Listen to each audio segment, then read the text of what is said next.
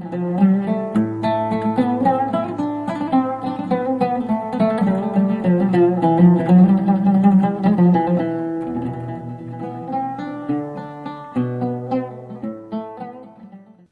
الله الرحمن الرحيم. السلام عليكم ورحمة الله وبركاته. عزيزان سلامي پروردگارتان سر بێ. سپاسی خوا دەکەین کە دەرفەت و تەمەن و ماوەیدان لە ئاڵقەشتری بەرنامەی بەفەڕ بە خزمەتان گەشتینەوە.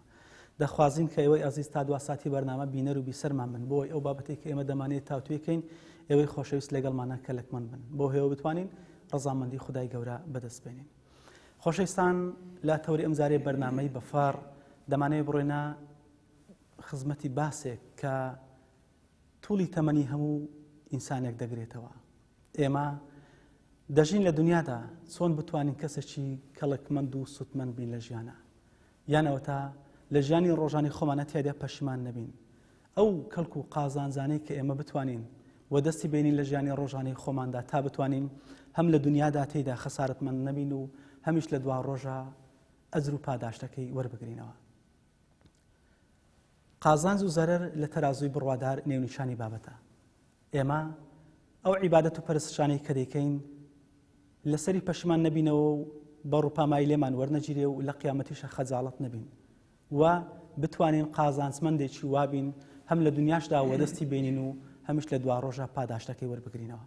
بۆ تاتوێکردنی ئەم باس و بابەتە لە خزمەتی مامۆستاشی زۆر عەزیز و خۆشەویستی شاری هەولێر ڕێزدار جەنابی مامۆستا نیظامەدین پێشنێژ و تارخوێنی مزگەوتی حاجی نووس لە هەولێر. مامۆستا گیان بەرەکەتی خوات لەسەر بێ و زۆر بەخێر. وعليكم السلام ورحمة الله بخير بين سرسام. مامۆستا گیان ماشەڵڵا ئەگەر گەشتن ئاەتش حەزمە لێ بەدەنگ بۆمان بخوێنەوە دەنجی بەڕێستان بەرەکەتدارە لە دەست پێکا. دواتریش یەکەم پرسیارم ئەوە دەبێت لە خزمەت جەنابتانە قازانج و زەرەر لە ڕووی ئیمانەوە چۆنە چۆن؟ بسم الله الرحمن الرحيم والصلاة والسلام على أشرف المرسلين سيدنا محمد وعلى آله وأصحابه أجمعين. يا ربنا لك الحمد والشكر كما ينبغي لجلال وجهك ولعظيم سلطانك. اللهم لك الحمد حتى ترضى ولك الحمد إذا رضيت ولك الحمد بعد الرضا. خيرات نيشي قرمتان دكين لو كار بيروزي كوا كاري عمل إسلامي بيروسترين كار لسر زوي أيش خزمتي ديني خداي بيامي بيغمبر صلى الله عليه وسلم. سرتا بو آياتي دس بيدكين كا أو آياتا ضلوا دروني صحابة كاني هجات. قل إن الخاسرين الذين خسروا أنفسهم وأهليهم يوم القيامة ألا ذلك هو الخسران المبين. بەڕێزان خۆشەویستان، قازانج و زەرەر لە تەرازوی پیاوی هۆشمەند و عاقڵ و پیاوی بڕواداران کەوا فکر و بۆچونیان هەڵقوڵاوە لە قسەکان و کەلامی خودای ڕەب العالەمین قورئانی پیرۆز و لە ڕێبازی پێغەمبەری صلی الله عليه وسلم، ئەو قازانجەیە کەوا ئینسان ڕۆژی قیامەت مفلیس نەبی، ڕۆژی قیامەت دەست بە بەتاڵی نەستە بارەگەی ڕەب العالەمین. خەڵکانێک حەسرەت دەکێشن لە جەهەنەم ئەو کاتایان بردە سەر بەبێ قازانج، ژیانێکی دوور و درێژ بەنسبەت ئێمە 6-7 ساڵ و لە هەمان کاتیشدا خەڵکانێکیش حەسرەت دەکێشن لە جەهەنەم ئەو کاتانیان کە پاشەوەی کە ئەو نیعمەتانی ڕەب العالەمین دەبینن بەرامبەر ئەو نیعمەتانە کاتێکی زۆریان لە دنیای بە فیرۆ بردیە بەبێ ئەوەی قازانج بکەن. حەقیقەت کاتێکەوە جێبیستی فەرمودەی پێغەمبەر دەمێن عەلەیهی السەڵات وەسەلام، تەمان پێغەمبەر صلی الله عەلەیهی وسەلەم لەگەڵ سەحابەکانی قسەی کردیە، بەرامبەر سەحابەکان ڕاوەستا، بەرامبەر من ڕانەوەستا بوو. ئەو کاتێک ئەو فەرمودەی فەرمووە ئەتەدرونە مەنی المفلیس منا، ئێوە دەزانن ئینسانی مفلیسی خەسارەتمەندی ڕاستەقینە کێیە؟ پاشەوەی پێغەمبەر صلی الله عەلەیهی وسەلەم باسی هەندێک عیبادەتی کرد، ڕۆژ و عیبادەتەکانی دەکرد، بەڵام سەفەکە دەمە هذا وشەتەمە هذا وأكل مال هذا، بەڕاستی ئەوە زەرەرمەندی ڕاستەقینەیە. قل هل ننبئكم بالأخسرين أعمالا الذين ضل سعيهم في الحياة الدنيا وهم يحسبون أنهم يحسنون صنعا. ئەوە ئینسان فێری لە خۆی بکە یان بە فێر بژی یان بە هەڵە بژی ژیانی خۆی بە درێژی قل هەل نونەبئکم ئەخسەر خەسارەت ئەوە کوبلێ ئەخسەر فعلی ئەوەیە ئەو پەڕی زەرەلمەندیە صيغة مبالغة أو برزر المندي إنسانا أخسرين الذين ضل سعيهم في الحياة الدنيا وهم يحسبون أنهم يحسنون صنعا لآتش كدا خدا رب العالمين ده فرمي خلقانك رجع قيامت أصنع صاحب محشر صاحب محشر تماشا كان أو كردارانيان هيك شيء ناتا بيشان بكلشان بيو کەسی ئەنجامیشان داوە بۆ نمونە خەڵکانێکی زۆر ئەوەی مزگەفتی دروست کردی ئەوەی پێشەوا بووە ئەوەی ئیمام و خەتیب بووە ئەوەی مفتی بووە ئەوەی سەرمایەدار بووە ئەوەی شتی گەورە گەورەی کردیە وبدا لهم من الله ما لم يكونوا يحتسبون لۆ ڕۆژێکی ئەوها ئینسان با پشتی قەیم کە زەغیرەیەک و ڕەسیدێکی ئیمانی هەبی تاکو پەشێمان نەبی و زەرەلمەند نەبی لەو ڕۆژەیدا بەکەلچی بێتن زەبەڕاستی خەڵکانێک تەماشا دەکەین لە دنیایدا سەروەت و سامانی خۆیان ینی لە دەستیان دەڕوا زەرل دەکەن یان مەنسەبەیەکیان هەیە یان وەزیفەیەکیان هەیە بەڵام ئەوەی زەرەلمەندی ئەوەی گەورە ئەوەیە کە ئینسان ئیمانی لەدەست بسوێنی مفلیس بی شتێک بکاکەوە دەست بەدەست بەتالی و بەهەک بە بەتالی و میزانی تای حەسەناتی أو ترازوك حسنات وسيئات حسنات بوتصلبي فلا نقيم لهم يوم القيامة وزنا چۆن بتوانین مامۆستاعفو ئێمە بەنەوەیەک بژین هەم لە دنیاشدا ئەو دەستکەوتانە بەدەست بێنین کە خوای گەورە پێی خۆشە لە هەمان کاتیشە کردەوەکانمان ببێتە عیبادەت هەم لە دنیاش و هەم لە قیامەتش پێ ڕوسول و سەربەرز بین لە ڕاستیدا فەزلی خودای رب العالمین زۆر لەسەر ئێمە تەماشا دەکەین لە فەرمودەیەکی قودسیدا حەدیث قودسی پێغەمبەر صلی الله عليه وسلم فيما يروي عن ربه إنكم لم تبلغوا نفعي فتنفعوني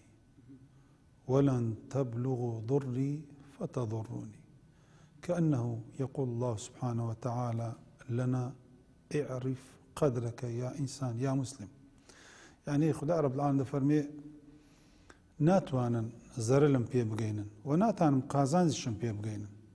لە فرمودەیەکی پێغەمبەر سەڵ دەفەرمێ ئینس و جین ئەوەل ئینسان هەتا ئاخر ئینسان كانوا على قلبي أتقى رجل لەسەر ڕووی زەویدا لە مولکی خدای رب العالمین هیچ زیاد ناکە و ئەگەر هاتو ئینس و جین لە ئەوەل ئینسانەوە هەتا ئاخر ئینسانەوە كانوا على قلبي أفجر رجل ما نقص في ملكي کەواتە خدا رب العالمین پێمان دەڵێ قەدری خۆت بزانە ئەی ئینسان قەبارەی خۆت بزانە مەکانەتی خۆت بزانە لەو کاتەی کە ئینسان قەدری خۆی زانی لەو کاتەی خدای رب العالمین دەفەوە لەقەد کەڕەمنا بەنی ئادەمە کەڕەمنا بەنی ئادەمە هەتا بزانین ئەمن چێمە وەزیفەم چییە وەکو پێشەوایەک ئایا ئەو پێشەوایەتی و قدوایەتی خەڵک دەست و شانی قدوەکان و مامۆستایەکان ماز دەکا ئایا لۆ دنیاە ئەگەر لۆ دنیاە بی ڕاستی زەرەلمەندێکی ڕاستەقینە و حەقیقیە ئینسانی مفلیس دەی بە ڕۆژی قیامەت ئەو پێشەوایانە کەوا ئیستیقلالی وەزیفە و هەیئەت و شکل و وەزیفە و ناو نیشانی خۆیان لە بۆ خزمەتی پەیامی ئیسلامیان دانە ناوە تەنها خۆیان فرۆشتە دنیا تەنها مەبەستەکەیان دنیاە و ئەجر پاداشتەکەش لە دنیایان ئەوەی وەربگری لە قیامەتی هیچی لۆ نیە ئەوەی حەزی لێبی دەستی ماچ بکرێ شانی ماچ بکرێ دیاربی بەبێ ئەوەی نیەتی چاکبی پاکبی خزمەتی ئەو دینەی بکە ینی مامۆستا هەموو نیەتەکەوە دەکاتن ئەو عەمەل و کردەوانەی وەلا بنێتن تەنها ڕووپامایی لە بۆ ئەو حیساب بکرێ هیچی لە بۆ حیساب نەکرێ بۆ دوا ڕۆژ حقیقەت لە هەموو شتێک إنما الأعمال بالنيات يعني پێغەمبەر عليه الصلاة والسلام کاتێک کە هەموو کردارەکان باش و خراپ حەسر دەکات لە نیەت ساچی و پاچی یعنی شرک یەک لە گوناها گەورەکانە بەڵام کاتێک کە دەری الشرك الأصغر چیە ڕیایە یعنی خدا رب العالمین کە ڕۆژی قیامەتی ئینتیزاری پاداشت وەربگری ئینسان بڵێ لە دنیای وەرتگرت ئافەریمەکەی خەڵکانێک بوون کە دەستت لەسەر شانت بدەن یان ئافەریمەکەت پێشیان شتێکی يبيع دينه بعرض من الدنيا زائل دینی خۆی ئەو دینە پیرۆزی ئەو باشتەی دەفرۆشتە بە شتێکی کەمی زۆر کەم لە دنیای ئەوەش کە بەدەستی هینا ڕاستی لە ئاخرەت هیچی لۆ نییە. لێ تەماشا دەکەین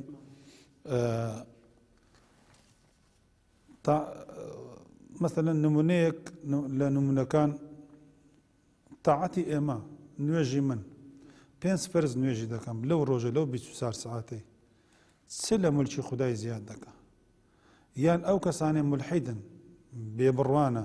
شەو ڕۆژ بربەرەکانی دین و بڕواداران و دینی خودای دەکەن چ لە مولکی خودای کەم دەکەن؟ ئەزا ئینسان لێرەدا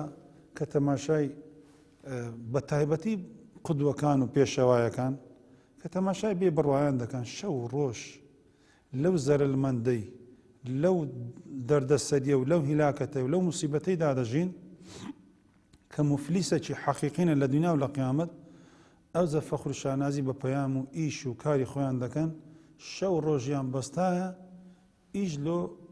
شەیتان و دار و دەستەی شەیتانی و وەلۆ پەیامە گلاوەکەی خۆیانی شێ دەکەن. چجا ئینسانی بڕوادار ئەو پەیامە خوداییە و ئیلاهیە و ئیمانیان هەیە دەبیت چۆن ئیشێ بکەن لۆ خودای ڕەب العالەمین تاکو ببنە سەرچاوەیەکی نور لە بە ئەو خەڵکەی کە خەڵک اقتیدایان پێ بکەن. کە پاداشتەشی نەبراوەشان هەیە لە دوا ڕۆژە. پاداشتی نەبراوەی ئەوەیە خودای ڕەب العالەمین بردنەوەی ڕۆژی قیامەتی بە چەند وەسفەشی کردیە: الفەوز العەظیم، الفەوز المبین، الفەوز الکەبیر. عەظیمێک کە خودایە وەسفی شتێک بکە بە عەظیم دەبیت عەزەمەتەکەی چۆن بیت. خودای ڕەب العالەمین بەخۆی عەظیمە و پێشمان دەلێ ئەی ئینسان بردنەوەت ڕۆژی قیامەتە فەوزەکی بردنەوەیەکی کەبیرە مبینە عەظیمە. ئەزا بەڕاستی ئینسانی عاقل لە خۆیدا حسابی ئەو فەوزەی دەکا ڕۆژی قیامەت قەدری ئەو فەوزەی دەگری. دەرکەوتەکان ئەو لێکەوتە خراپانێکە لە شەهەوات و شوبهات وەدەست دێن دەکرێت بزانین چین؟ حقیقەت پێش ئەوەی ئینسان دوو جۆرە شەهەواتە، شەهەواتی حەلال و شەهەواتی حەرام. بەرام ئەو شەهەواتەی کەوا ئێستا کە بەسمانە شەهەوات و شوبهاتی حەرام پێش ئەوەی بین باسی شەهەوات و شوبهاتی حەرام بکەین کە دوو لیستی سەرەکیە کە پێغەمبەر عەلەیهی سەڵات وەسەلام باسی کردیە گەورەترین فیتنە پاش خۆم کە وەفات دەکا پێغەمبەر سەڵڵەهو عەلەیهی وسەلەم ئەو ئومەتە خەڵکانێکی ئیمان لاواز یان نەفسی خۆیان نزم کردیە والعەسر ئین الئینسان لەفی خسر هەموو خەسارەتمەندن تەنهای دەکا خەڵکانێک إلا الذين آمنوا وعملوا الصالحات وتواصوا بالحق وتواصوا بالصبر. لێرەدا هەندێک نمونەی دەینەوە ئینسان حەز دەکا یان حەز ناکا زەرەل دەچی زۆر مەسەڵەن دەڵێ کابراک دەڵێت چەند سەفقە زەرەلم کرد لێ نایەمەوە سەرخۆم. یەک لەو شتانە مەسەڵەن نوێژی بەیانی سەفقەکی چەند عەظیم و گەورەیە من صلى الفجر في جماعة فهو في ذمة الله. خەڵکانێکی زۆر لە بەرنامەی ژیانیان نوێژی بەیانی نییە چ زەرەلمەندیەکەن چ خەسارەتمەندیەکەن بڕواداریشن یان ئەو زەرلەی کەوا ئینسان خۆی تووشی نیفاق دەکە ئەثقەل الصەلاتەینی قورسترین نوێژ لەسەر ڕوح و جەستە ئینسانی تایبەتی کە پێغەمبەر سەڵڵەهو عەلەیهی وسەلەم باسی منافقان دەکا نوێژی بەیانیان و عیشایان. یان پێغەمبەر سەڵڵەهو عەلەیهی وسەلەم باسی قازانجەکی دەکا قازانجەکە بەهەشت تێدایە من صلى البەردەینی دەخەل الجەنە بەیانیان و عەسران ئەو کەسانەی کەوا نوێژی دەکا. کەواتە لێرەدا ئەو کەسانێک کە پێغەمبەر صلی الله علیه وسلم دەفەرمێ بەیانیان و عیشایان کە نوێژی دەکەین ئەوە شتێکی زۆر عەزیمە بەڕاستی. ئیلتیزامکردنت پەیوەستبوونت بەو دوو نوێژەی پەیوەستبوونت بە دینی خودایە بە نوێکردنەوەی عاد و پەیمانە لەگە خودای. یعنی شتێکی خەڵکانێک کە ناوەڕۆک و کە لەزەت لە عیبادەت وەرناگرن بەڕاستی عیبادەتەکانیان تام و لەزەتیشی لێ نییە. ئەوی خزمەتی دینی خوداش بکە هەموو شتێک بە سەربەرزیەوە حەزی لێ دینی خزمەتی ئەم ئینسانەی بکە. لێوێ تەمەشا دەکەین پێغەمبەر صلی الله علیه وسلم دەفەرمێ يتعاقبون فيكم ملائكة بالليل والنهار. دوو چین مەلایکەت خدای ڕەب العالەمین تایبەتن ئەوانە ناوت بنووسن تۆمار بکەن لە فایل و لیستی بڕواداران لیستی ئەو کەسانێک ئیلتیزامێکی ڕاستەقینەیان هەیە قازانجێکی گەورەیان وەرگرتیا بە تایبەتی نوێژی سبەینان و نوێژی بەیانیان نوێژی بەیانیان و نوێژی عەسران يتعاقبون فيكم ولا يجتمعون في صلاة الصبح والعصر ثم يعرج الذين باتوا فيكم فيسألهم الله وهو أعلم كيف وجدتم وهو أعلم كيف وجدتم عبادي فيقولون تركناهم وهم يصلون وأتيناهم وهم يصلون راستي إنسان أو ژیانەی کە دەستە سەرێ دەباتە سەرێ زەرەر قازانج بکات تەماشا دەکەین ئینسانی دەلێ بازرگانی نازیح و سەرکەوتوو دایمە فکر دەکاتەوە ئەو کاڵایە و بیضاعەیە و سلعەی دەکڕم لێرە و دەیگوازمەوە لێرە قازانجەکەی چەندە مودەکەی حساب دەکات سعاتەکان حساب دەکات پیاوی وایە قازانجەکەی بە سعاتە ئەوەندە سعاتە تاخیر بی زەرەر دەکەم ئەوەندە سعاتە زووتر بێتە بازاری قازانج دەکەم بچمە فیلان شاری قازان زیاتر لەو فیلان شاری زمانی بەخۆم بزانم باشترە لەوەی کەوا متەرجم لۆم تەرجمە بکە بۆ پارەی بکڕم لەو دەولەتەی باشتر لەو پارەی سبحان الله عەجیب و غەریبە ئینسانی وا هەیە پێشان کە زمانی یابانی و سینی ئەو زمانانە کە دەهات ئینسان جێرێ دەبوو دەیان گوت ئەو زمانە زمانی شەیتانیە کەس تێناگە بەڵام ئینسان گەنجی وایە ئێستا 20 ساڵە تەمەنی زمانەکەی زۆر بە تەلاقەت و زۆر بە باشی و دەستی سواری تارێ دەبی 20 سعات و 30 سعات هەتا دەگاتە گوندێک لە گوندەکانی سین گوندێک لە گوندەکانی ئەمریکا و بەریتانیا دەلێت لێرە هەرزانترێ لە شارەکەی ئەوە بە دوای قازانجێکی گەورە دەکاتن ئەوزە تەمەشا دەکەین پێغەمبەر عەلەیهی السەلات وەسەلام کە دەفەرمێ من صلى الفجر في جماعة فهو في ذمة الله ئەوە شتێکی چەند عەزیمە لە زیممەت و حسن و حیمایە خودای یان دوو ڕکعات نوێژی پێش بەیانی خەیڕ لەکە من الدنیا وما فيها ئایا ئەوە چێ فکری لێ دەکاتەوە چێ عەقلی پێ دەچێەوە چێ فعلەن تێگەیشتیە بە دوای ئەو دوو ڕکعات نوێژەی دەگەڕێتن کە خەیڕ لەکە من الدنیا وما فيها مامۆستا لێرە پرسیارێک دروزەبی ئاخۆ چۆن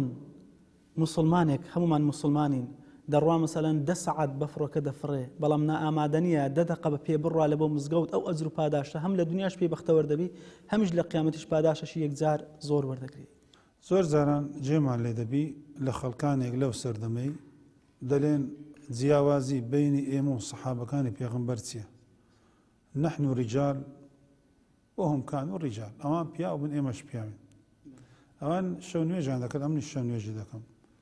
ختمە قورآنێکی کردێ دوو ختمە قورآنم کردیا حەزێکی کردێ ئیمامی ئەبوبەکر سیدیق لۆ نمونە ئەمن 10 حەزم کردیا فیلان پێغەمبەر صلی الله علیه و سلم 3 عمرەی کردی ئەمن 50 عمرەم کردیا ئایا ئەوە قیاسە نمونەکی دەینینەوە لە بۆ جیاوازی ڕاستەقینە بینی سەحابەکان نمونە گەلێک زۆرە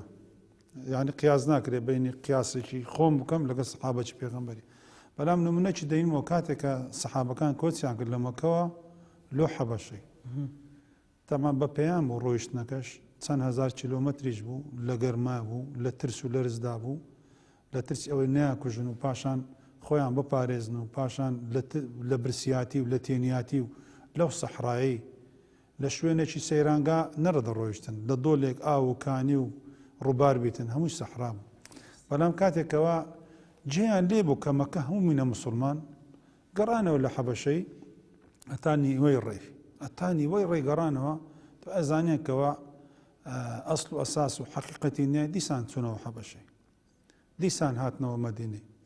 لەو چون و هاتنەوەی ئەوە چ ئیمانێک ئەوانەی هاندایە فعلەن کەوا دینی خۆیان ڕزگار بکەن ئەگەر ڕوح باە تەنها ڕوح و جەستا شەهید دەبوون هەموو دەچونە باشترێتەوە بەڵام چەند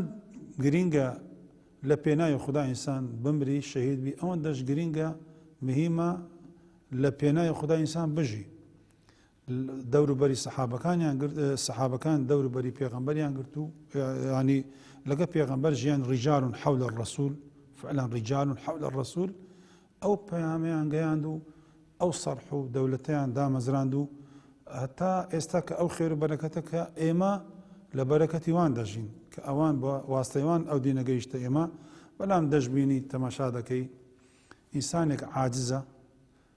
خۆی کردتە پەکەوتە تەمبەل ئەو تەمبەلیە بەڕاستی خدا رب العالمین زەمبی دەکات دەداتە پاڵ منافقان وإذا قاموا إلى الصلاة قاموا كسالى يراءون الناس ولا يذكرون الله إلا قليلا. يعني لاوازی ئیمانەکەیەوە ناکە کە پاڵی نێ بۆی بتوانی خواپەرستشی جوان ئەگەر لاوازی ئیمان نەبی ئەو مزگەفتە خۆشانە ئەو ڕێگا خۆشانە ئەو ڕۆناچیە ئەو جەوە بەهاریە ئەو شەو دوور و درێژە چ لە ئینسان دەکاتن 10 متر 5 متر پیاوی وایە 5 متر دوورە لە مزگەفت 10 متر دوورە مالی کە جێ الله ئەکبەر دەبی الصلاة خير من النوم الصلاة خير من النوم وشەکی زۆر گەورەیە ئەگەر تێبگاتن ئەگەر تێبگا فکر کاتەوە قازانجی ڕاستەقینەی لەوەیدایە فعلا الصلاة خير من النوم الصلاة ڕێگای بەهەشتەیە النوم نووستی هەتا ڕۆژ هەڵدێ ڕۆژێک دوو ڕۆژ پاشان پێغەمبەر صلی الله علیه و سلم فەرمی ئەو کەسانێکەوە نوێژیان دەڕوا تاعەتیان دەڕوا بەرەکەت لەو ڕۆژەیدا لە ژیانیان دوورە بەڕەکەت ئومەتی فی بکووریە پاشان حاشای ڕووی جەنابتان ئەو کەسانی دەبیتە ئاو دەستی شەیتانی با لە شەیطان فی ئوذنەیه. یەک لە سزاکانی خوددا لە دنیا بۆ بندەکانی ئەوەیە کاتێک کە ئێمە عیبادەت دەکەین تام و چێژی لێ ناکەین پێتوانیەوە یەک لە سزا گەورەکانی خوا بێ ئێمە لەبەرەوەی عیبادەت تام و چێژش تایبەتی خۆی هەیە ئینسان کە بتوانی بۆ شێوەی وە بۆ دەستی بینی کە ڕزای خوای لەسەر بێ. ئیمامی عوسمانی کوڕی عەفان ڕەزا و ڕەحمەتی خودای لەسەر بی فەرمێ دەربارەی تاعات و عیبادەت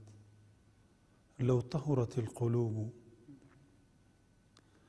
ما شبعت من كلام الله.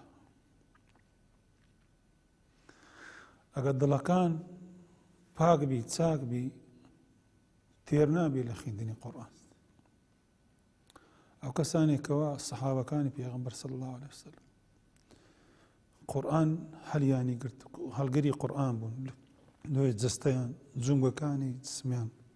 نەدەیێشە سەعاتێک و 2-3 کە دادەنیشتن یان ڕادەوەستان لە قیام اللەیل یان لە خزمەت پێغەمبەر صلی الله عليه وسلم دادەنیشتن جێبیستی ئەو خێر و نور و بەرەکەتەی دەبوون لە پێغەمبەری صلی الله عليه وسلم. بەڵێ لۆی پێغەمبەر صلی الله عليه وسلم فەرمووی اللهم لا تجعل الدنيا أكبر همنا ولا مبلغ علمنا ولا إلى النار مصيرنا. ئینسانی ئێستا هەم و غەم و پەژارەی یەکەمی لەبەرەوە ئینسان بەرنامەی مێشی هەر یەکە شتێکی لە پەیامی یەکەمی دانەیە لە مەرتەبە و پلەی یەکەم پلەی یەکەمم ئەوەیە بگەمە ئاستەکی هەموو شەهادەکانی دنیا بەدەست بێنم بەڵام حیسابی دینی ناکەم. ئەولیاتی تموحی دنیاە ئەولەویاتی ژیانی منداڵەکانم بەرزترین شەهادەیان نەبی بەس شەرت نییە بەرزترین ئەخلاقیان نەبی هەموو ڕۆژێ شەو ڕۆژ گرێ بدەم لۆ خوێندن بەڵام کاتی نوێژەکان ئاگایان ناینتەوە بە خەبەریان ناینی کە نوێژتان سۆیان نا ئەوەیە مصیبەتی ئێمە لێ تەمەشا دەکەی ومن الناس يعني بعض الناس أو كلام رب العالمين من يعبد الله على حرف فإن أصابه خير اطمأن به وإن أصابته فتنة انقلب على وجهه خسر الدنيا والآخرة ذلك هو الخسران المبين. كوغوتم الفوز المبين هي خسران المبين شيء يعني قازان زي زور برز جورا وزارلي زور جورا خسران المبين سيا خلكان يقداتا سردمي بيغمبر صلى الله عليه وسلم لجزيرة وبعدي دين نجيشت بوان بس جان ليبو بيغمبرش آخر زمان پیدا بنای محمد صلى الله عليه وسلم دات نشاري مدينة لقى بيغمبري دادا نشتن يا محمد ديان قلت ها واريان دك دن جان قوربو عندك أصول وأساسيات آداب زاري فير نبو بنوك خلشي مدينة لبقى خلشي مدينة لقى بيغمبري تيكلبون أو بري ريز واحترامي لو بيغمبري أبو قصة كردن لدانشتنو أو صالي كبوت سبحانه زي خوان أو كوتسر ورونداني يجزيري أجا من كوريان بايا بتايبتي كور باران زور بايا ضغلودان وكسكا شيناي ومرو مالات ديانقو هذا نبي صالح بياوشي صالح أما أتباعي أو بيغمبرين أو بيغمبرين بلا ما كوريان نبايا كسيان بايا من دانيان نبايا وصالي يان باران زور نبايا شكا صالي بايا ديانقو أو بيغمبرا بكال شي مناي بالضبط وش إستا أقابينين قياسة بكين زرل وقازانت أو خلقا سؤال اللي بكا نويش حقا خدا شيء ما خلق كرديه خدا الله جل جلاله قرآن كلامي خدا لو قرآن ناخيني مزالم نيه لو نويش جماعات مزالم نيه دەبین تەماشای تاعەت و عیبادی بربەستێک و سەدەیەک و دیوارێکی کۆنکریتی دروست کردی ئەویش پێ دەگوتێت بەرژەوەندیەکان و ئارزوەکانی دڵی کابرا مەنسەبێکی هەیە لۆ هەموو ڕۆژە مەسەن لە تەنیش مزگەفتێ نایە نەکوز کەسێک بمبینی لە مزگەفتێ نەبادا بەرژەوەندەکەی لە چی سێ بەرژەوەندیەکەی دەڕوا کورسیەکەی نەکو بڕوا وەزیفەکەی بڕوا نەکو ناوەچی لێ بنین بزەبەت ئەو پێشەوایەکانیش مەسەلەن هەندێکەیە لە هەندێک مزگەفتان با نمونەچ بیننەوە نوێژێکی زۆر پوخت و ڕێک و پێک و خشوع و خضوعی تێدایە خەڵکانێکیش نوێژی بە تایبەتی تەراویحی ڕەمەزانن کە ڕەجەب و شەعبان وان نزیکە ڕەمەزان نوێژەکەی ئەوەندە بە سەریعی دەخێنی ئەوەندە بە سەریعی دەکا هیچ تام و لەزەتی نییە ئەگەر سوئال لێ بکەی بەس لۆ ئەها سەریعی لۆها بە خێرای جوابی پێ نییە بەس جوابەکەی ئەوەندەی بەرژەوەندیەکەی کە پێی نەگوترێ ناوەچی لۆ دانەنێن یانەوەتە ئیشم هەیە یان ئیشم هەیە ئەزە بەڕاستی ئەوە بز دەبێت وەکو خدای رب العالمین دەفەرمێ وإن أصابته فتنة زۆر کەسێ بەرژەوەندێکی ها بزانە تۆبەم کرد بزانت چم لێ هات پێشان لەسەر گەعدەی ئارەخۆران و قومارچیەکان دادەنیشتم ئەو تەندەرم لۆ دەهات ئەو ئیشم لۆ دەهات ئەو قازانجم دەکرد ئیشمە بوو تیجارەتم زۆرەوە بوو ئێستاوە تۆبەم کردیا ئەوە ڕیبایە تەرکم کرد زەرەرێکی گەورەم کرد مەجلیسی ئارەخۆران و بێبڕوایان و گەندەڵچیەکان وازم لێنە ئەبزانە زەرەرێکی گەورەم کرد ئەو هەموو شەیتانەوە دەکات ئەوە شەیتان ناشزانی خودای رب العالمین وعدی دایە کە ئەتووی خەڵق کرد بە تەواوی ڕزقەکەت بداتێک ڕزقەکەت بە ئەندازەی دڵۆپە ئاوەکی شت مابی لەو دنیا یەک هەناسەت مابی هەناسەکەی هەڵدەمژی ئەو جار قەڵبەکەت ڕادەوەستی یەک دڵۆپە ئاو بمینێ لەسەر ڕووی زەوی ڕزقی و دێتە ناودەوت ئەو جا مەلەکەل مەوت ڕوحت دەچێشی ناگەرتەوە سەربابی عەقیدە مامۆستا و کەسە عەقیدەکەی وان نەچەسپاوەکە خوای گەورە کە ڕزق و ڕزی بۆن منە بڕاتەوە بیر و باوەڕ زەرر و قازانجی هەبە دەستویستی خوددایە بیر و باوەڕ عەقیدە لەسەر چ دروست دەبی ئەگە بێت و بیر و باوەڕ و عەقیدەی قل لن يصيبنا إلا ما كتب الله لنا ومن يتق الله يجعل له مخرجا ويرزقه من حيث لا يحتسب ئەگە بیر و باوەڕی ئەوە بی لەسەر لا وشەی لا إله إلا الله محمد رسول الله تێبگە ئەگەر بزانی ڕبوبیەت و ئولوهیەت و ئەسماء و صفاتی خودای رب العالمین بزانی بزانی خوا ڕەزاقی ئەو إن الله هو الرزاق ذو القوة المتين چاوی لەلا نابێ ڕەزاق دەلێ ئەو کەسانێک کە بێ بڕوان دەلێ فیلان ڕەزاقی منە ڕۆحی من لەدەست فیلانیە یان وشەی ئەوەی زۆر بەکاردێ فیلان کون فەیەکونە ئینسان بەو لاوازیە و زوعفەی خۆی دەبی بکرێتە شتێکی مقەدەس بپەرسترێتن ئەوانەیە پێی دەڵێن هەمووشی بەدەستی خۆی ئەویش بەدەستی خۆی نییە تەماشای لە قورئانی پیرۆزدا تەمان چیرۆکی قورئانی باشترین بەڵگەیە دەلیلە ئینسان دەرسی لێوەربگری مەسەلەن قارون چی بەسەرات لەو هەبوون و سەرمایەدارە زەبەلاحەی لەسەر ڕووی زەوی کە نمونەی دووبارە ناکرێتەوە هەر کەسێک بلێ دەوڵەمەندترین ئینسان بە 100-200-300 ملیارد دۆلاری هەبی یەک ژوورە دۆلاری هەیە بەڵام قارون ما إن مفاتحه لتنوء بالعصبة أولي القوة بس خدای رب العالمین ناوی برد فخسفنا به وبداره الأرض فرعون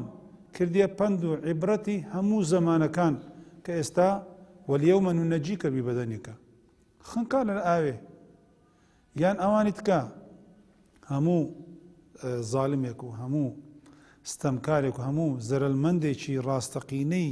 کە خسران المبین لە خسران مبین دادەژین ئەوانە بەڕاستی حسابی تەنها پێشە خۆیان کردیە تەنها ئەو شتانێکەوە بە چاو دەبیندرێ بەسیرەی ئینسانی سنووری نییە چاوی دڵی بەڵام چاوی سەر سنووردارە بەڵێ مامۆستا چۆن بتوانین بازرگانیەک لەگەڵ خوا بکەین ئەو بازرگانیە چی بۆ نمونە ئێمە تێدا هەرگیزا و هەرگیز لەگەڵی زەرمەند نابین خدای پەروەردگار الله جل جلاله لە قورئانی پیرۆزدا دەفەرمێ بە یاء النداء يا أيها الذين آمنوا هل أدلكم على تجارة بازرگانیەکتان پێ پیشاندەم پێتان بڵێم ئێستا کابراەک پارەی زۆرە نازانێت ئیش بکە کابراەک لەو لای بێ لێ ڕێگایەکەیە ئەو سەد دەفتەرەی بەکاربینە لەو ڕێگا و لەو ئیشەی مانجێ ئەوەندە دەفتەرەی قازانج دەکەی چەند جار مەمنونی دەبی چەند جار سوپاسی دەکا و دەکاتە شەریکی خۆی هەندێک جار دەکاتە خزمی خۆشی ولله المثل الأعلى يا أيها الذين آمنوا هل أدلكم على تجارة تنجيكم من عذاب أليم يكمشت رزقار دبن لعذابك سزاك سخط ئەوە سەری هەمووی لەبەر ئەوە خوای گەورە پێشخستەوە مامۆستا. يكم تؤمنون بالله ورسوله إيمانك راستقينا قل آمنت بالله ثم استقم دوم وتجاهدون في سبيل الله همو زوركاني جهاد جهاد قتال جهاد علم جهاد بدن جسم قوة جهاد مال جهاد همو زور جهاد كان بأموالكم وأنفسكم ذلكم خير لكم إن كنتم تعلمون. خدا رب العالمین تأکید دەکاتەوە لەوەی کەوا بازرگانێکی هیچ زەرەلی تێدا نیە. زۆر بازرگانی هەیە کە ڕێشت پێ پیشان دەدرێت دەچی پارەت هەمووی لەسەدا دەنێ چارێکەش قازانج دەکەی یان زەرەل دەکەی دەبێت درۆزەکەر پیاوی وا هەیە لەو شارەی پیاوێکی زۆر دەوڵەمەند بوو بە دەوڵەمەندی دیتیتم و پاشان دیتیتیشم لە شوێنێک ئەوها دەستی پان کردەوە خەڵک خێری پێ دەکات. بەڵام تیجارەتی خودای ئیشی خودای بازرگانی خودای بەڕاستی بە هیچ زۆرێک زەرەلی تێدا نیە تەنها قازانجەکەیە ئەو قازانجەش ئینسانی عاقل بە دوای ئەو قازانجەی دەڕوە. لەبەرچی خوای گەورە وەجاهیدوا بئەموالیکم پێشی خستیە لە ئەنفوس مامۆستا؟ ڕاستی خەڵکانێک کاتی تەمەشا دەکەی ماڵەکەی لەناو دڵیتی سەلام فکر دەکاتەوە ئەمن دەفتەرم هەبی لەو دەفتەرەی کو ئەو پارە زۆرەی دەربینم بیکەمە خێر هەتا زەکاتیش بۆ هەتا زەکاتیش بی هەتا سەدەقەش بی. بەڵام پێغەمبەر صلی الله علیه و سلم ئەوەی بڕوادار بی ئەوە ئینسانی عاقل بی ئینسانی عاقل یەکسەر دەرێ پێغەمبەر صلی الله علیه و سلم ما نقص مال من صدقة ئینسانی عاقل مثل حبة أنبتت 7 سنابل في كل سنبلة 100 حبة والله يضاعف لمن يشاء. أو إنساني أو لو الدنيا شفادا أو لو الدنيا شو لو قيامة شاء. تماشا كين بيغمبر صلى الله عليه وسلم الكيس من دان نفسه وعمل لما بعد الموت والعاجز من أتبع نفسه هواها وتمنى على الله الأماني. ليرة دا باس إنساني عاقل إنساني بعقل لك إنساني عاقل إنساني جاهل. الكيس من دانا لو ما يخوي دكا لو اشتي زرل بكي ودان نفسه لو ما يخوي دكا وعمل لما بعد الموت. دزاني جياني حقيقي راستقينا باش مردنا نقلو دنياي كبري خم خفتا او بيوجن دبي او يتيم دبي او سزن دبي ببيتاوان او مالي غصب دكري او تعدى عرض ناموس لي دكري او بختاني بي دكري او زرل دكا او كريسيا او دجمدار او قرداره لو جيانا السخت ناخوشي پر ناخوشي وناخوشي او انسان عاقل براستي وعمل لما معه والعاجز من اتبع نفسه وهو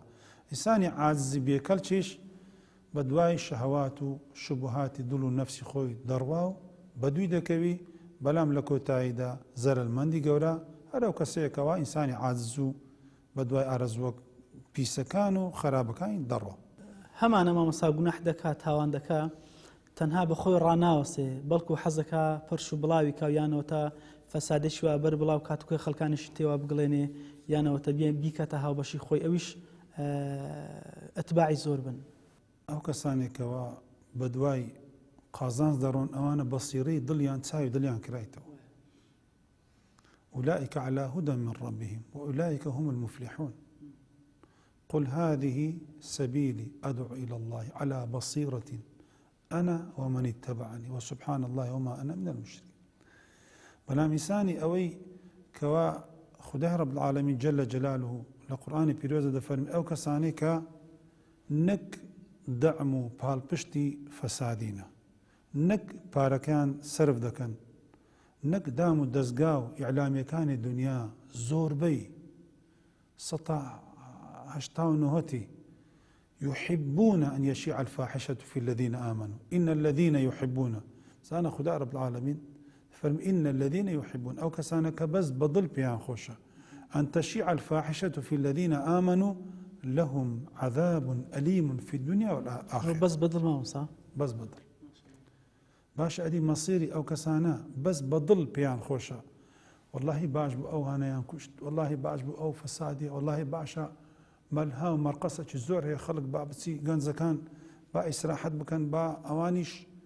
هەروەکو یەکم جێلێ بوو باشە فیلان شار چەند مامۆستایەک لە شارێک لە شارەکانی عێراق وتیان ئەوەندە دوکانە کرایەوە عارق فرۆ پێشتان نەبوو عارق فرۆشتن و باشە نسبەی ڕێژەی نوێشکەران چەندە؟ 150 پێویستیان بە عارەقی 50 پێویستیان بە ڕقس و سەما و زینا و عارق و قمار و ئەو شتانیان هەیە لەوانیش ئازادیە لەوانیش دەبی دابین بکرێ ئەجا باشە ئەگەر چارەنووسی ئەو کەسانێک کە بەدڵ پێیان خۆشە ئەن تەشیعە گوناه و تاوان و قەتڵ و دەربەدەری لۆ ئەخلاق و مسلمانان ڕوو بدا یعنی لە شوێنێک ئەدی ئەو کەسانێکەوە دەستیان تێدا بە مباشری دەعم دەکەن بەڕاستەوخۆ دەعم دەکەن پاڵپشتی دەکەن خەڵکانێک هەنە سبحان الله یعنی کو لە مجەمەعەکی هەیە دکتۆری تێدایە و فیلان و فیلان و ئەسبابی وەسائلی چارەسەری ئینسانی تێدایە خەڵکانێکیش بزەبت شوێنی وهای دامەزراندووە لە فەسادی لە مەساج و لە دیسکۆ و لە مەلها و لە مەرقەس و لە جێ زینای زۆر بە ئاسادیش زۆر بە هەرزانیش یعنی تەمەشا بکەین جیاوازیەکە لە ژیانی سەحابەکانی ژیانی ئێمە ژیانی سەحابە ضيقوا طريق الحرام فسهل عليهم الحلال يعني ڕێگای فەسادی و گوناهیان لە خۆیان تەسک کرد ئەوجا ڕێگای حەلالیان لە ئاسان بوو نمونەک لە بخوات تەرچیکەی خوای گەورە بۆ تەعویزەکە ژن هینانی سەردەمی سەحابەکان ئێستا زۆر کەسێ دەڵێ مامۆستا احتیمال لە سەردەمی قڕون الوستا دەژی قڕون الوستانیەوە ئەوە ئەخلاقە بەرزەکانە سەحابەکانی وا لێ کردبوو لە مەجلیسێک دوو بابدانیشی ئەرێ کوڕەکەم گەنج بووە چیژەکەت زۆر بە ئەخلاقە حەزم لێ بێمە داخوازی ئەوها ڕاستەوخۆ ڕازی بە کوڕەکەی من ئەخلاقی هەیە قورئانی لەبەرە بە ئەخلاقە قورئانیشی لەبەر نەبیتن ئێستا کێشەی ئەو خەڵکەی چێ باوکو دایککەن نازانی کچەکەی بداتە چێ کو زەرەل دەکە قازانج دەکە زۆربەی ئەو باوکانی کەوا چیژیان گەورە بووە دەرێ وەڵڵی چیژم بە مێردرەم زەرەل دەکەم با هە لە جێی خۆی بمنێ ئەدی ئەو باوکانێک کە کوڕیان گەورە بۆ ئێستا زۆربەی باوکەکان ئەوانەی دەیانەیە ژنی لۆ کوڕی خۆیان بین وەڵڵی دەچێم وەچی فیلانی لێبێ کوڕەکەم زەرەل بکە ئەو ژنەی لۆ بینین دوایە لەگەمان نەحەوێتەوە ئێستا ڕێژەی 1970 بوویتە تەلاق لۆ لایەک گەورەترین مصیبەتیش من الكوارث الاجتماعية هەروەکو زانایەک دەلێ أن يبحث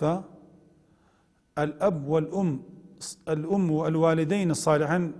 عن امرأة صالحة لابنهم السيء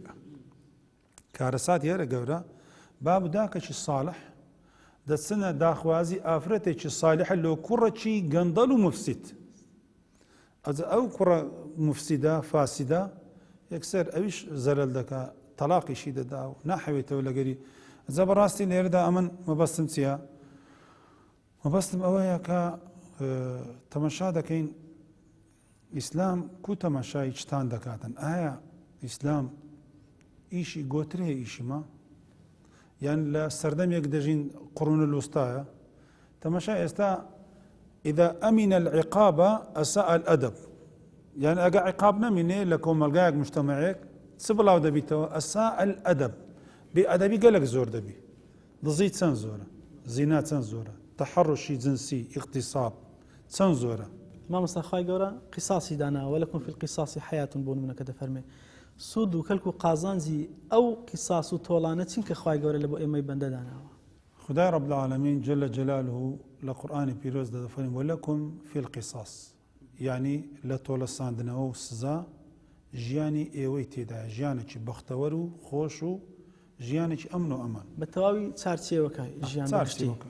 باشە کو لەلایەکی سزا با سزای دەکا لەلایەکی دەفەرمێ حەیات ژیان تۆڵەساندنەوە سزا و ژیان لە هەر شوێنێکدا پارەکی زەبەلاح زۆر سەرت دەکرێتەوە دام و دەستگا ئەمنیەکان بۆ چەسپاندنی ئەمن و ئاسایش لە هەر وڵاتێک ئەگە بێت و لۆچێ ئەوانە ئەو کەسانی تەعادا ئەرز و ناموسی خەڵکی دەکەن یان ئەو کەسانی دزی دەکەن ئەو کەسانی خەڵکی دەکوژن ئەگە بێت و قەتلێک ڕوویدا لە گوندێک لە شارێک خدای رب العالمین ومن قتل نفسا بغير نفس أو فساد فكأنما قتل الناس جميعا ومن أحياء فكأنما أحيا الناس جميعا أو إنسان طولي خوي ور بجري دفاعي ليه نكري واسطي لو نكري ما وك سزن نكري ديسان بربيتوا فعلا قتلي كردي بقجيتوا نابت قتل دوم السيم أقل لقنديك لشوينك لكولانك عارخورة چانديت روج سبعين أستان ضزة چانديت فلان ضزبو يان فلان عارخور بو أقل سارة سر يان كردو نابت الدوم عارخور والسيم عارخور نابت الضزي دوم السيم كواتا ليردا أو بارا زورا سرد دەکرێت لۆ دروستکردنی خەستەخانەکان لۆ بیرلێدان لۆ پرد دروستکردن لۆ شەقام دروستکردن ئەو کاتی خەڵک دەبیتە ئەن یەکوونە ئەوەکو ئیمامی حەسەنی بەسری دەفەرمێ ئەن یەکوونە لەه وازع من نفسی یعنی شتێکە لە دڵ و دەرونیدا دروست دەبی بەخۆی ئینسانەکەی ڕاست دەکاتن ئینسانەکەی ڕاست دەکاتن یعنی ئینسانی بڕوادار کە دەڵێن بڕوادار ئەو شتەی ناکە مسلمان ئەو شتەی ناکە لۆ نایکە خوا ڕقیبیتی لەسەری هەست بە ڕقیبێتی رب العالمین دەکا لە ناو دڵی ئەو کاتی یەکسەر خۆی دەلێ عەرز و ناموسی خەڵکە منیش عەرز و ناموسم هەیە دەلێ ئەوە نەفسە خوددا خەڵق کردەی نایکوژی ئەوە مالی خەڵکی حەق الناسە نایدزی کەواتە لێرەدا لا يحب الله الجهر بالسوء من القول إلا من ظلم وئێستا تەمەشا دەکەین تاوان و گوناهی ئاشکرا گەلە زۆر بوو كل أمتي معافى بيغمى صادف إلا المجاهرون أوانيت زهر لا يحب الله الجهر بالسوء من القول إلا من ظلم يعني ما شاء أخذته العزة بالإثم أو رجيه براستي زرال مندي قورا أخذته العزة بالإثم لو بري عزته سري برز دكا بهمو دو زماني خوي لهم دزقايا كان شانازي دكات أو براستي تاوانی گەورەی لێ تەمەشا دەکەین تاوانەکەشی تەنها لەوە خۆی نابیدی کۆمەڵگەشتێدا زەرمەند دەبی تاوان ئینسان کاتێکە لە کۆڵانێک خەڵکانێک بڵێن دزەکەیە لەو کۆڵانەی بەڕاستی شەوان ئیسراحەت نانوێت قاتیلەکەیە یان خەڵکانێکە ژیانی خەڵکی تێک دەدا تەماشای لە حەدیسی قودسیدا خودای رب العالمین کە ئەمر دەکا بە جەبریل یان بە مەلەک المەوت فلان گوندی تێک دەن یا ڕەبی خودای ئەو گوندە پیاوی ساڵحی تێدایە ئەمری خدای فەرمانی خدای لە فەبیهی فەبدە لە پیاوە ساڵحەکەی ڕا دەست پێ بکە لەبەرچی لا واتقوا فتنة لا تصيبن الذين ظلموا منكم خاصة خۆتان بپارێزن لە عەزابێک و سزایەک ئەو خەڵکە ئێستا خۆ عەزاب هەر ئەوە نییە بەرد بباری عەزاب هەر ئەوە نییە ئومەتەکانی پێشان وەکو قەومی بەنی ئیسرائیل وأرسلنا عليهم آيات مفصلات الدم والقمل والضفادع آيات ئێستا ژیان ومن أعرض عن ذكري فإن له معيشة ضنكا هەر چێ دەپرسی دەڵێ ژیان مسوار دەوەرە لە دەرکەی مزگەوتەکان ڕاوەستە ئەوەی گەنجە دێتن اختیار و گەنج بە تایبەتی گەنجەکان بڵێ ئەرێ فیلانی کوڕی فلان دڵت خۆشە یان توندە دەلێ دڵم توندە لە 100 کەسان ئەگەر 10 کەس بڵێ دڵم خۆشە ئەهلی جەماعەتی شەهەر دڵی توندە لەبەرچە بەڕاستی بەرنامەی ژیانەکەی تەواوە نوێژەکەی دەکات نوێژێکی عادەت ڕۆژانی جمعە مزگەوتەکان هەموو پڕ دەبی ئەدی ڕۆژ شەم و یەکشەم و دووشەم سێشەم چارشەم ئەوانە دەڕۆنە بازار و قۆڵی خەڵکە زۆری تاوانی دەکات چێ گوناهی دەکات چێ ڕیبایەکەی دەخوا بەڵێ چێ ئەو گوناه و تاوانانەی دەکات لە شەقامەکان و بنێنی و باشکرا مامۆستا ماوەی بەرنامەکەمان کۆتایی هەدەمێ کۆتا پرسیار لە خزمەت جەنابتانە پرسم ئێمە چۆن بتوانین هەم لە دنیادا قازاسمەندێکی وابین تێیدا شەرمەزار نەبین لە هەمان کاتیشە ئەو عیبادەت و کردەوە و چاکە و سەدەقە و خێرانەی کە دەیکەین لە قیامەتە لی پەشیمان نەبین و ئەجرەکەی وەربگرینەوە ڕاستی لێرەدا تەماشا دەکەین خەڵکانێکی دەبینی بەهشت بێبەردیتەوە خەیر الناس من إذا رآه الناس ذكر الله یعنی پێغەمبەر صلی الله علیه و فەرمی باشترین ئینسان ئەو ئینسانەنە کە لە ڕووی زەویدا تەماشایان دەکەی باشت بەبیردێتەوە و ئینسان هەروەکو باسم کرد ڕۆژی قیامەتی تاک و تووشی حەسرەت نەبی ئەو کەسانی کەوا کافرن تەمەنا دەکەن یا لەیتەنی کونت تورابا لە بەرەوەی ئاژەڵەکان دەبینی هەموو دەبنە خۆڵ ئاژەڵەکان دەبین ڕۆژی قیامەتێ ناسنە باشتێ و جەهەنەم دەبنە خۆڵ تەمەنای ئەوەی دەکا کە بیتە خۆڵ یان ڕۆژی قیامەت فەلا نوقیم لەهم یوم القیامەتی وەزنە با وەزن و قەبارەی 200-300 کیلۆش بی ڕۆژی قیامەت بەقەدەر باڵە پێشکەش قەدری نییە لەگەن خودای کەواتە هەتا تووشی حەسرەت و نەدامەت و ئەسەر و نەدامەتە لەما ڕەئەو العەذاب ئاهلی جەهەنەم یان ڕۆژی دوو سوال هەیە لەناو دڵ و دەرونی ئەهلی باشتیان ئەو دوو سوالە دێتە ناو دڵ و دەرونیان و مێشتیان ئەویش ئەوەیە ئەهلی باشتێ فکر دەکەنەوە لە دنیاە دەڵێن ئەمە لە دنیاە لە خۆشی و نیعمەتەشیدا دەژیاین لە ناکاوڕە مردین ئەو مردنە دەبی لە باشتی هەبیتن لۆی خودای ڕەب العالەمین مژێنی ئەوەیان پێدەبەخشی کە لە دەفەرمی خولود فەلا مەوت خولود و مانەوە هەتایە مردنی تێدا نیە خۆشترین شت کاتێکەوە ئەهلی باشتێ دەچنە باشتێ پێ یەکەمیان داوێنە ناو باشتێ دەڵێن وقالوا الحمد لله الذي أذهب عنا الحزن وقالوا الحمد لله الذي أذهب عنا الحزن حمد و سپاس لە ئەو خودای کەوا خەفەتە لەسەر ئێمە لادا ئێستا لەسەر ڕووی زەویدا خەم و خەفەتی ڕاستەقینە لۆ بڕوادارانە بدأ الإسلام غريبا وسيعود غريبا فطوبى للغرباء قيل وما الغرباء يا رسول الله قال الذين يصلحون أو يصلحون إذا فسد الناس خلق هەمووی دینی خۆیان فرۆشت و ئەرز و ناموسی خۆیان بەڕەڵا کرد و ئەوان ئەرز و ناموسی خۆیان دەپارێزن خەڵک بە دواکەوت و بە ڕەجعیەت ناویان دەبا هەروەکو ئێستا تەمەشا دەکەین ناوی ئیسلامیان یەککردێ بە تیرۆر و ئیرهاب ئەو کەسانێک کە ئینسانی معەقەت لە پێناسەی زانایانی دەروونناس ئەو ئینسانەیەکەوە دڵی پڕ گرەیە ئایا بڕوادار معەقەدە دڵی پڕ گرەیە ئەسڵەن ئینسانی بڕوادار ئەوەی گرێبی لە دڵی دانیە ئەلا بذیکری لای تەطمەئین القلوب لۆیە بەڕاستی هێما وەکو بڕوادار ئینشاء الله خدا ئەو نیعمەتەی لەگەکردینە ڕێیەکەمان دۆزیتەوە و لەسەر ڕێیەکەینە ئەگەر چیت تەمبەل و کەم تەرخەمی و ئەو شتانەمان لێ دیارە سەرەتا لەگە پێشەوایەکان ئەوانەی کەوا پێشەوایەتی خەڵک دەکەن چ لە سولح و چ لە مەسائلی مەجالی بواری کۆمەلایەتی چ لە مزگەوتەکان بەڕاستی دەبی پێش هەموو شتێکی پێشەوایەکان زۆر ئاگایان لە خۆبی بە وەزیفەی تێنەگەن معاشیش لە پێش چاویان نەبی هەڵ نەخەڵەتێندرێن ئەو ڕێگایان کە گرتیە لیباسی جلچی ئەو ئیسلامیان لەبەرکردێ دەبی سەرمەشق و پێشەوایەکی ڕاستەقینە بن لەوە خەڵکی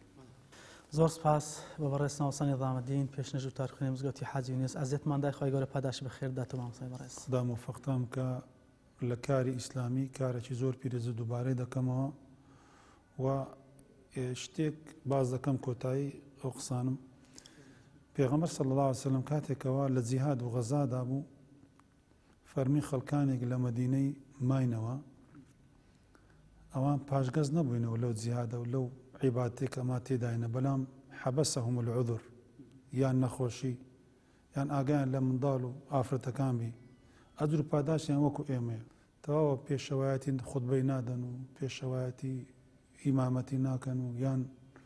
ڕۆژانێکی زۆر دەبین خەریکی ئەو خێر و بەرەکەتی مزگەوتەکان ڕەمەزانم و وتار و ئەو شتانەی دەگوازنەوە لەو خەڵکی بەبیر دەینەوە کە بە هەشتێکی نەبڕاوای هەیە ئاگاتان لێبی ئەو باشتتان لە دەست نەڕوە و ئاگاداری خەڵکانێک دەکەنەوە لە دۆزەخ و لە عەذاب الئەلیم کە ئەوەی باسمان کرد ڕاستی ئەجر و پاداشێکی زۆرتان هەیە خدا ڕەب العالەمین نیەتەکانمان چاک بکا و پاک بکا و لە کۆتاییدا سوپاسی خدای ڕەب العالەمین دەکەین لەسەر نیعمەتی ئیسلام و لەسەر ئەو قسانێکەوە کردمان ئینشاءڵڵا دەبێتە حوجەت لۆمە و لۆ خەڵکیش خدا رب العالمین بیتە ئەجر و پاداشت و قورسایی میزانی حەسەناتمان ڕۆژی قیامەت. زۆر سپاس خی گەورە ڕاجیر و بەردامان کە ئینشەڵڵا عاقبەتمان بەخێر بژێ. سپاس بۆ ئامادەبوونەوە. وعەلەیکم السەلام. بینەرانی بەڕێز خۆشەویستە لەگەڵ تەمەین بۆ پێشکەشکردنی ئاڵقەی ئەمزارەی بەرنامەی بەفەر خی گەورە لە فەڕ و بەرەکەتی خۆی بێبەشمان نەکە ڕاجیر و بەرداواممان کات و ببینە کەسێکە قازانسمەند و براوەی ڕاستەقینە بین هەم لە دنیا و هەم لە دوا ڕۆژ. تاکو دیدار بە خی گەورەتان ئەسپێرم. السلام علیکم ورحمة الله وبركاته.